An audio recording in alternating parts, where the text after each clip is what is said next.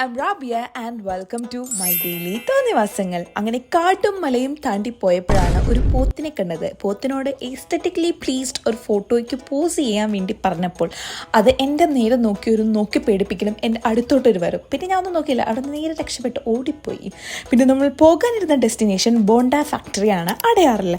ഇവിടുത്തെ tender coconut juice, അതായത് കരിക്കം വെള്ളം കുടിക്കണമെന്ന് കുറേ നാളായി ആഗ്രഹിക്കുന്നു. ഈ കരിക്കം വെള്ളം ഭയങ്കര സൂത്തനിങ് ആണ്, ഭയങ്കര റിഫ്രഷിങ് ആയിരുന്നു. ഈ കരിക്കം വെള്ളം നനഞ്ഞ് കൊതിർന്നിരിക്കുന്ന നമുക്ക് ആ കരിക്കം വെള്ളം കിട്ടിയപ്പോൾ ഉള്ളൊരു ഹാപ്പിനെസ് അത് ഗംഭീരമായിരുന്നു. പിന്നെ കരിക്കം വെള്ളത്തിൽ മാത്രം ഒതുക്കാൻ പറ്റില്ലല്ലോ, നമ്മൾ അവിടുന്ന് കുറേ ഐസ്ക്രീംസും ട്രൈ ചെയ്തിട്ടുണ്ടായിരുന്നു, എല്ലാം അടിപൊളി ആയിരുന്നു.